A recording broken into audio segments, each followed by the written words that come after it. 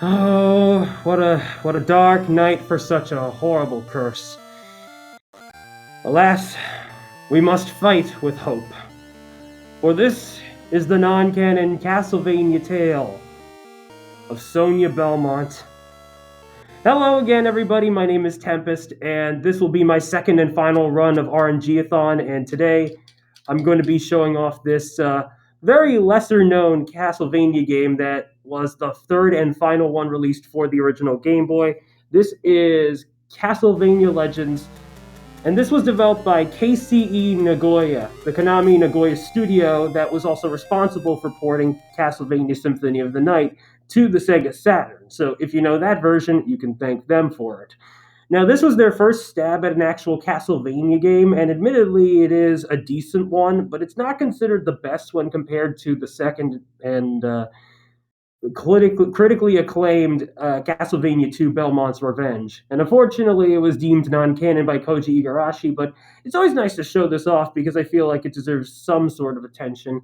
And there has been a little bit of recent activity with it. The world record recently, like at least a month ago, got changed over to Agent Wyvern for having acquired 21 minutes and 8 seconds. As for me, I decided to pick up this game out of sheer interest for what it stands for and what it wanted to be. So hopefully we'll see what happens because this game and me tend to sometimes clash, let's put it that way. So, how fitting that it be put into RNG-A-Thon, and we'll be doing any percent on standard mode. So, what this means is whip upgrades will spawn into the game, and if I do die, I will return to the normal whip. So, we'll see how it all plays out. But for now, let's begin, and time will start once I've selected standard mode. So, let's do so in 5, 4, 3, 2, 1, go. So we have a few, or rather just a couple of cutscenes to skip, just like the last game I played here, except the only difference being this one essentially tells a little narrative of what the heck is going on in that Sonia here has to save Transylvania from Dracula's darkness.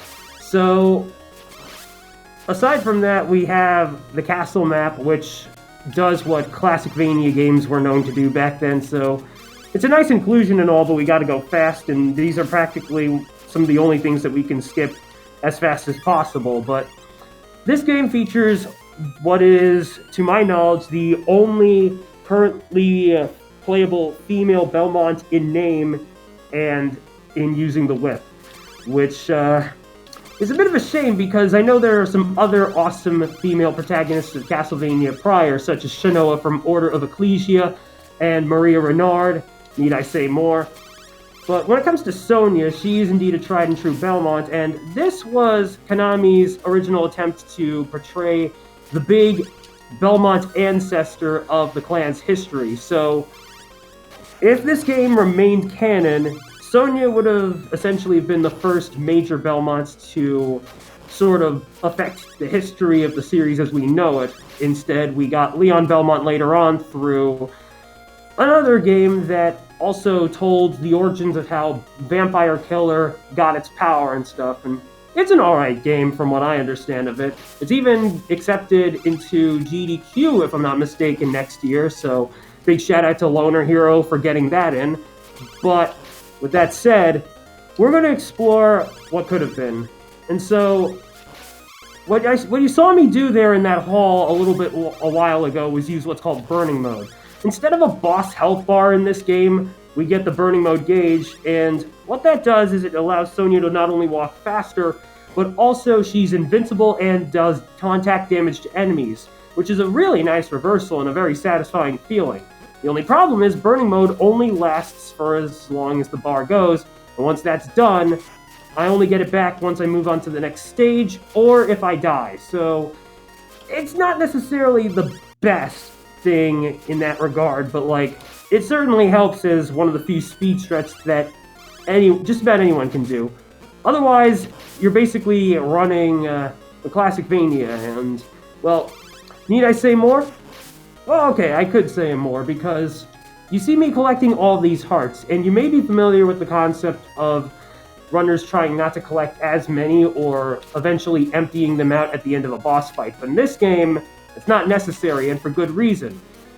The timer does not count down at the end of a level, and nor does the hearts that you have in total. So the big difference being, it's not going to waste time if I collect as many hearts as I possibly could. In fact, it's going to help me really, quite a lot, because you might notice we don't have any sub-weapons at the moment, and that's the thing about Legends that makes it so different from the others.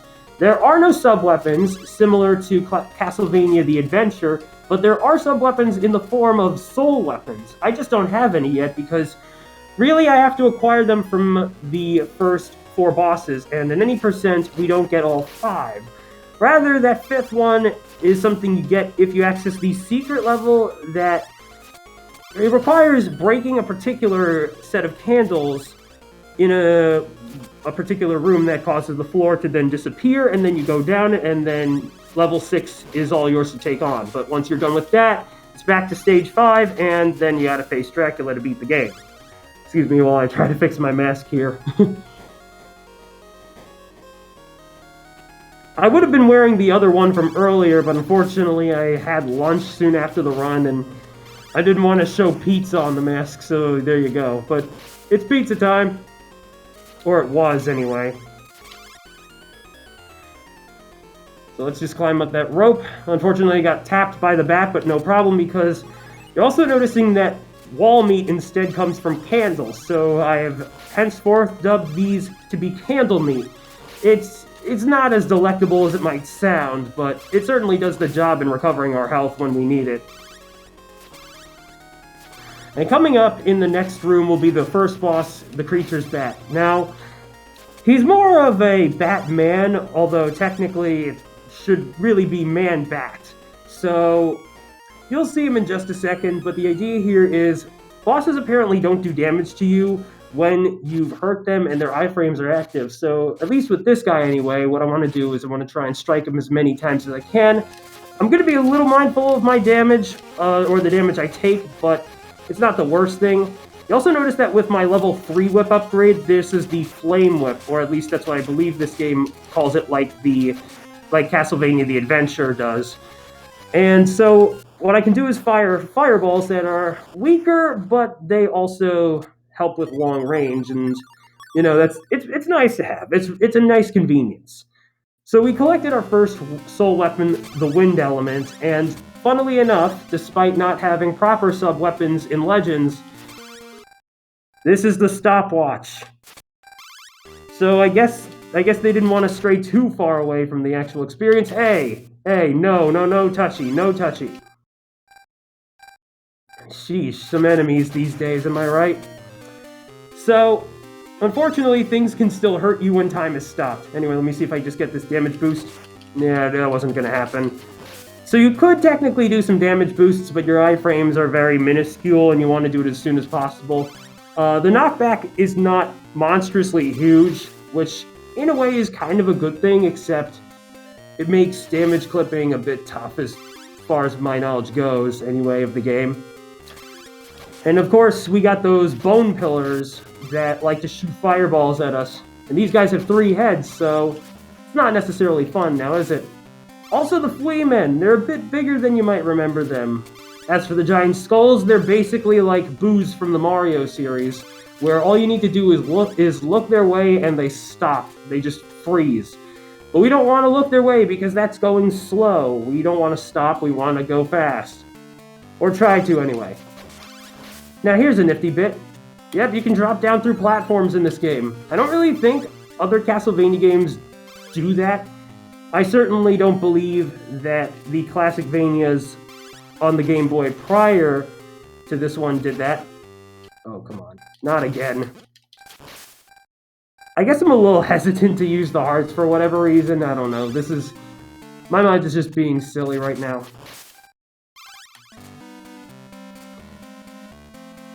So the Wind Element does stop time for just a short bit, and what it costs me is 5 hearts. So the fact that my ammo still remains constant from one level to the next does really help me all a lot, like quite a lot.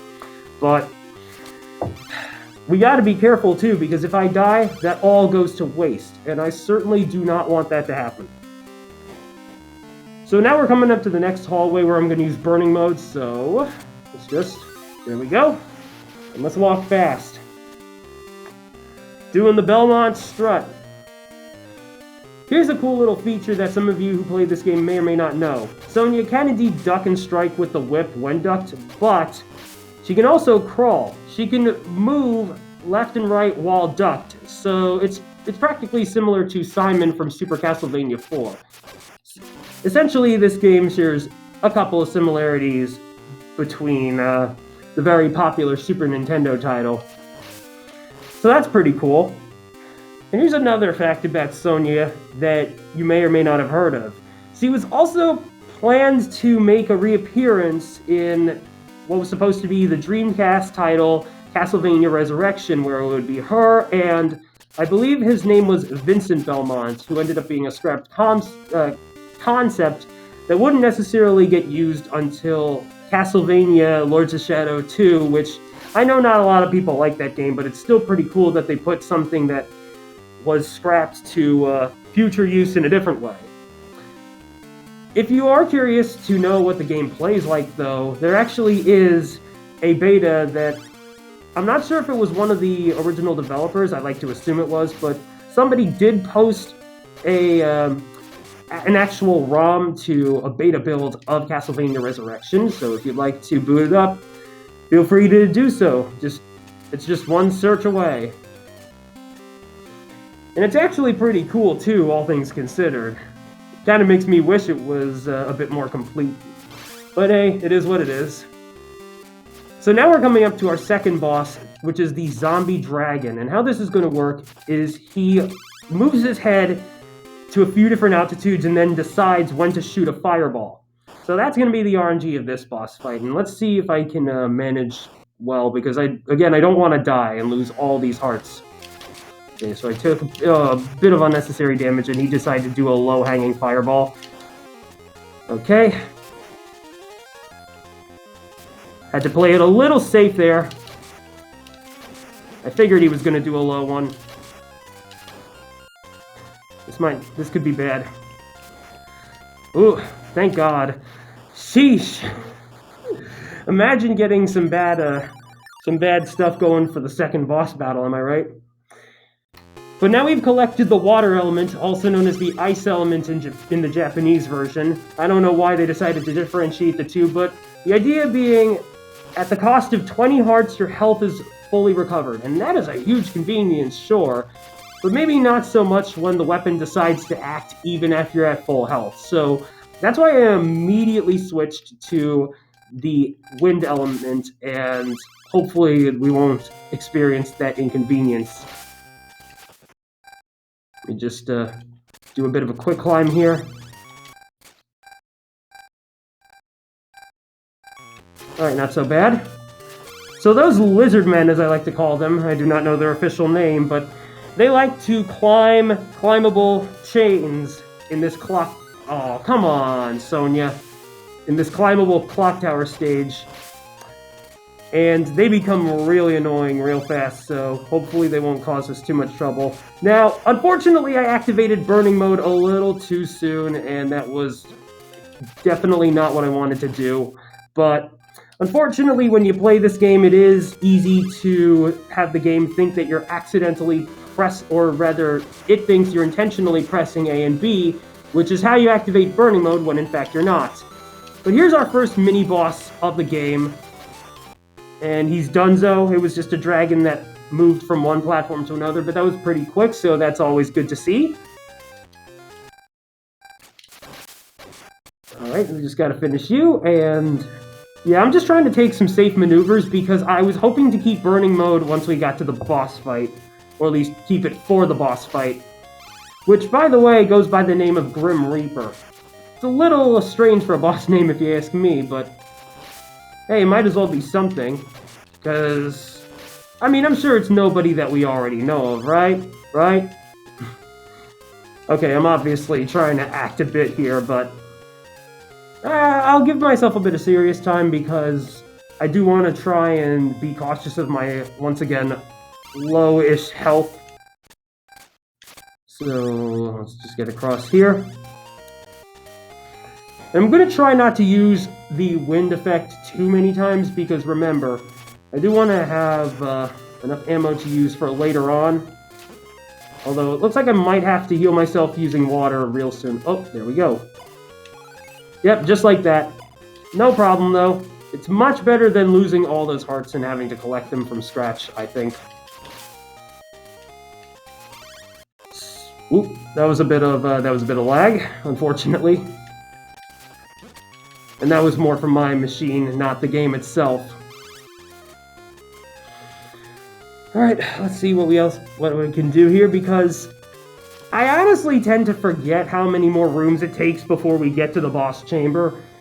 The thing about this clock tower is that it is completely vertical. Like, there are hardly, there aren't any horizontal rooms. It's all vertical and stuff, so it's a pretty tall climb, and some things tend to look a bit samey. But I know that we're definitely getting there, so do not fret. Let's hope that I can at least manage my health here as best as I can, while I also have to wait for this gear to come back down, as when I miss those, there's nothing really that I can do. I mean, I guess I could always reload them, but it's not always easy to get there as fast as the game would want you to if you tried first cycle.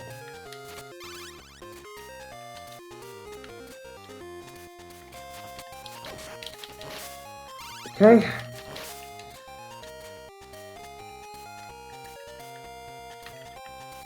I do have to give a shout out to the soundtrack because I think there are some pretty jamming songs in here, and that's always something that Castlevania games are known to have. So anyway, here's the boss chamber, and the Grim Reaper, yeah, surprise, surprise, it's just a fancy name for death.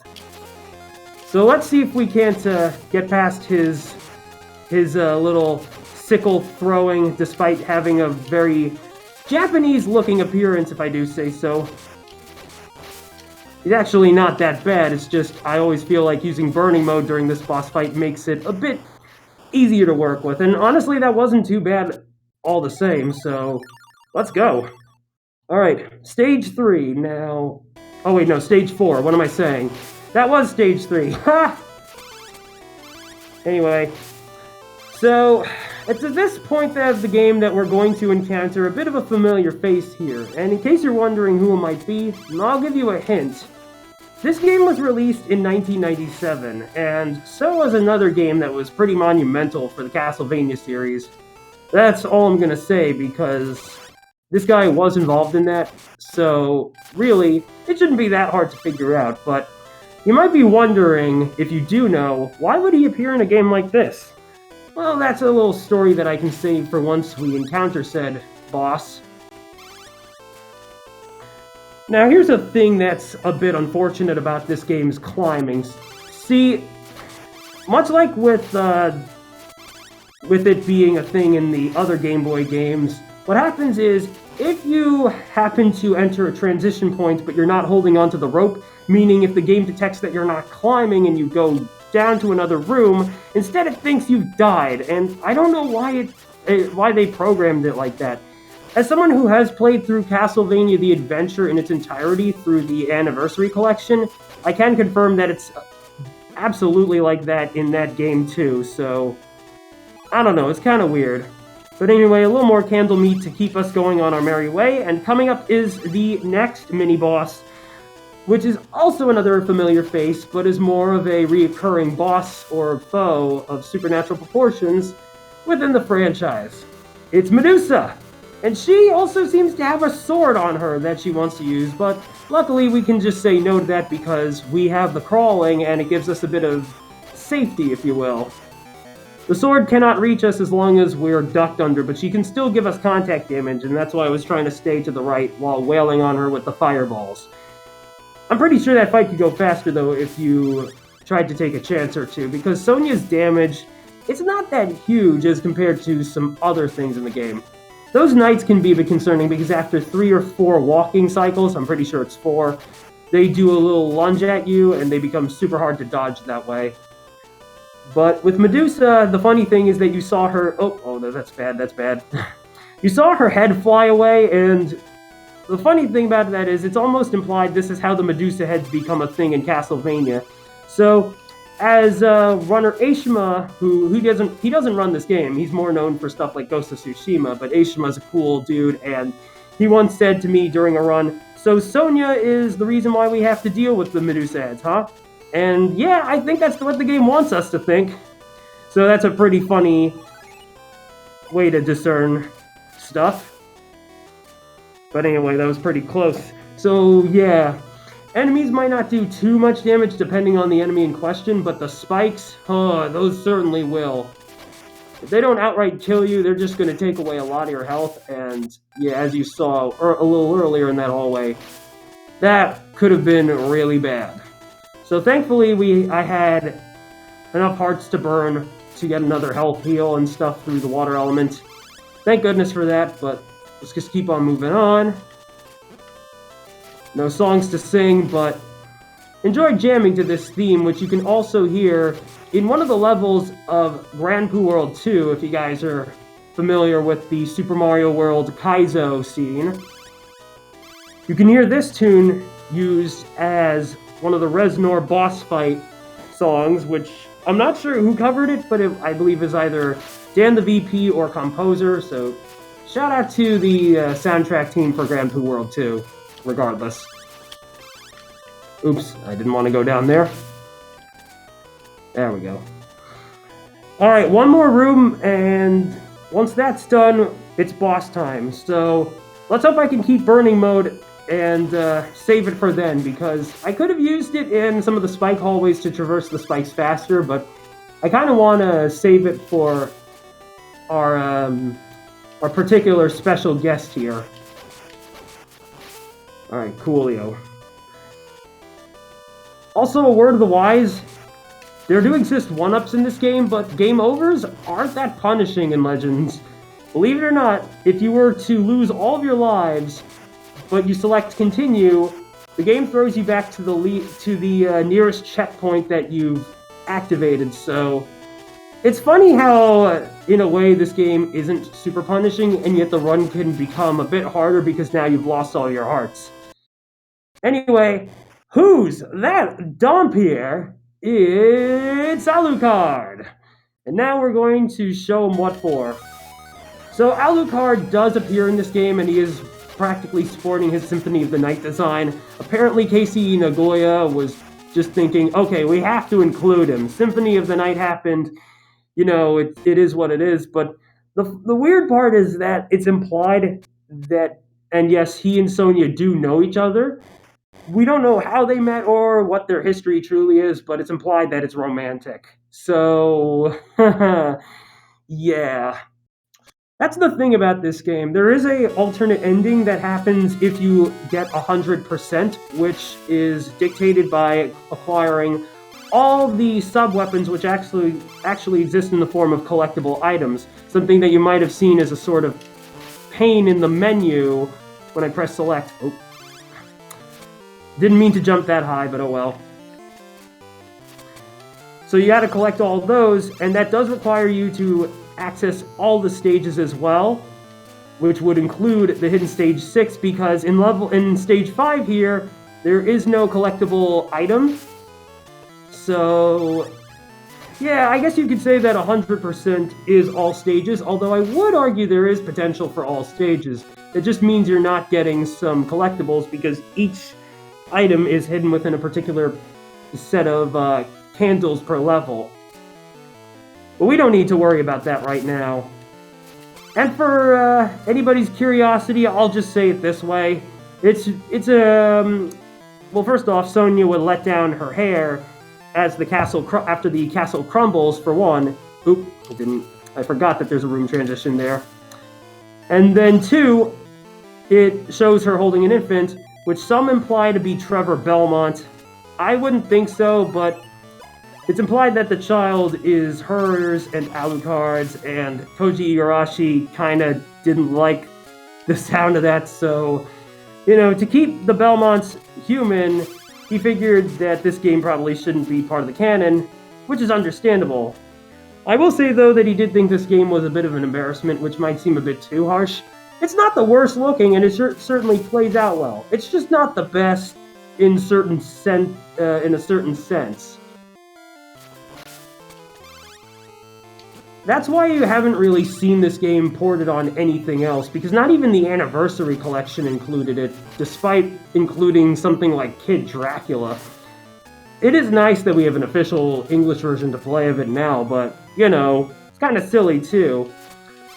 Here's hoping that if Konami and M2 put out another Castlevania collection of sorts, that it will include this game, because, for those who don't know, the recent Advanced Collection features Dracula X. And while that's an interesting game, I still think this deserves a chance. But anyway, here's the Minotaur. All he's doing is jumping from one platform to another, and seeing him pump his arms like that is great because it makes him vulnerable before he starts jumping again.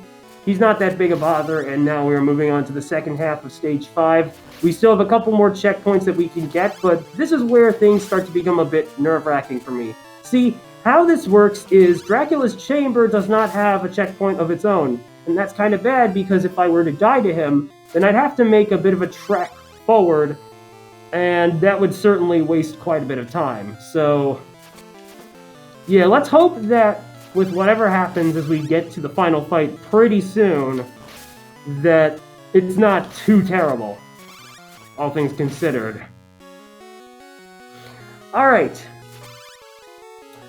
In the meantime, let's see, I'll just give myself a bit of serious time, but I would like a quick time check if that's alright.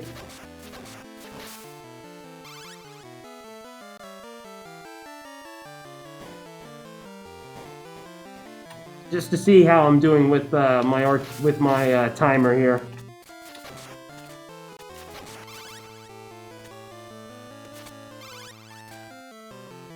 All right, just got to keep climbing up. And by the way, that start of this hallway was that very checkpoint, so now it's all up to us. Things are looking pretty good so far, though. Now I'll start to equip the soul weapon that Alucard gave us, although actually maybe I shouldn't have done that, because I think I'd really need that later. Heck with it. I'll keep it for now, but coming up is another hallway.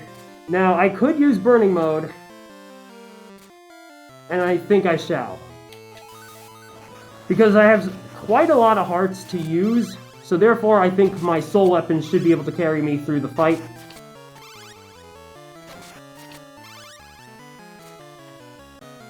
Alright, let's go down here, because we got one last piece of candle meat before we encounter Mr. Batface himself. And so how this is going to work is Dracula's movement, much like Castlevania the Adventure, is set in cycles. So he's going to appear in one spot, and then he'll move to another, and then eventually it's a repeating cycle of sorts. Whenever he appears, he's going to fire a spread of 5 fireballs my way. We're going to just ignore that because I have the health recovery, and it's not going to be that much of a problem if I have to use it, because I got plenty of hearts. Like, holy heck, this is a lot. In fact, let's show off Alucard's, the soul weapon from Alucard really quick, because that's a projectile that only costs 1 heart to use. Alright, looking good. Moving on to phase 2. Time will be on the final hit. Let me just go ahead and heal up right now. Oh, this could be bad, though. Ooh, ooh, ooh! Because that right there is me trying to avoid a death pit. And thank goodness that happened, because I can actually die to that, and we don't want that. That's absolutely the bane of my runs. No doubt about it. But it looks like we're doing pretty good. Looks like we're coming up on time soon, I'm thinking. Let's see it. Time! Alright, and that is Castlevania Legends Any % Standard Mode. Let's go, we got a clean run. That was a lot of hearts to help us pull through. Nothing to be nervous about for me, but man, when this game tends to scare me, it's usually for good reason. But here's a little bit of cheesy dialogue that I'm going to scroll through.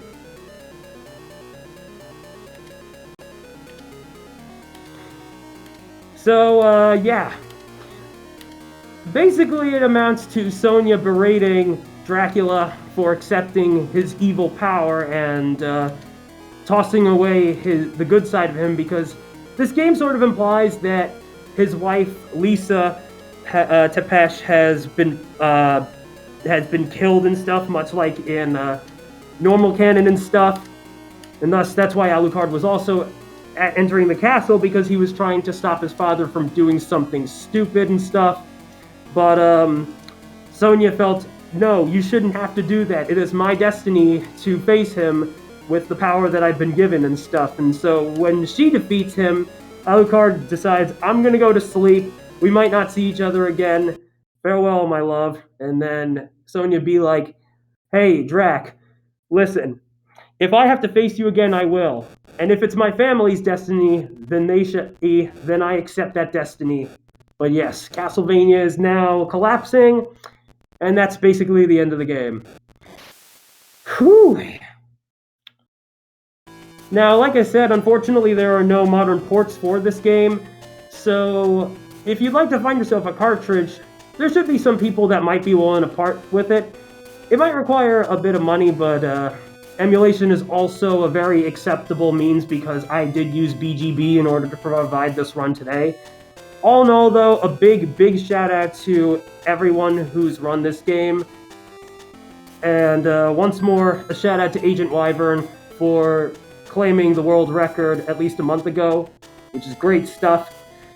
If I could, can I ask what time I got as for my final time? It was 26:58.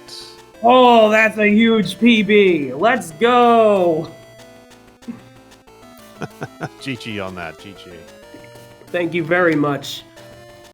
Oh man, that's incredible. Hang on. That is my best PB by far. I've never beaten this game that fast. I'm not kidding.